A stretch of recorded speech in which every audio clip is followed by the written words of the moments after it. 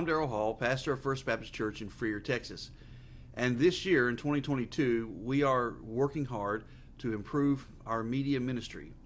We are taking lessons from the pandemic to improve the outreach we can do online. And we hope this is something that is going to benefit you and that you're going to enjoy. Our effort is called Living Freer. It's a mixture of sermons, Bible studies, and devotionals. And this first devotional entry is called A Season of Thanksgiving, and it's born out of my personal experience. A little over a year ago, I was diagnosed with cancer. Now, it's very treatable and curable, and I expect a wonderful outcome. But in the meantime, this last year has been riddled with meetings with insurance companies, a lot of tests, and then culminating with 6 weeks that I have to spend in Irving, Texas, 8 hours away from my ministry field. And that's a little frustrating to me because things right now are really starting to happen at First Freer. But as I understand, and as we learned in the pandemic, that even during some of the worst of times, there's ministry to be done. There's something to be learned. God is a God that does things very purposely.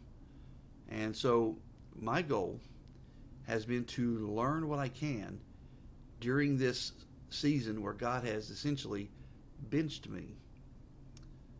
And that's very frustrating for me. But yet, I'm also looking forward to what God is going to teach me.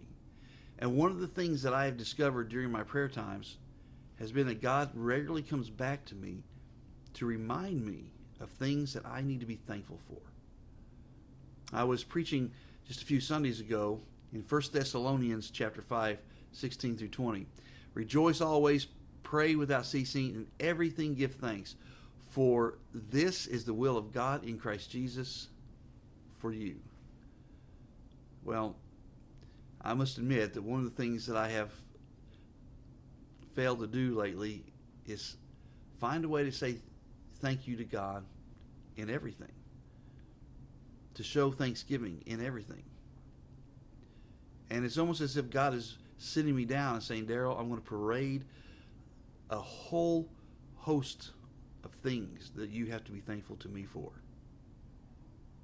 You know, the interesting thing is that when Paul wrote this to the Thessalonians, they were going through a tremendous time of persecution. In fact, he had to leave the city because of that persecution. And yet, he's writing to them, in everything give thanks, for this is the will of God in Christ Jesus for you. So, I'm stuck here in Irving, Texas, which is a nice place, but it's a long way from home. But for the next 6 weeks, my goal is to share something with you every single day of my treatment. I have to go in for treatment, for therapy, Monday through Friday for 6 weeks. So that's 30 entries of things to be thankful for. I hope you'll join me.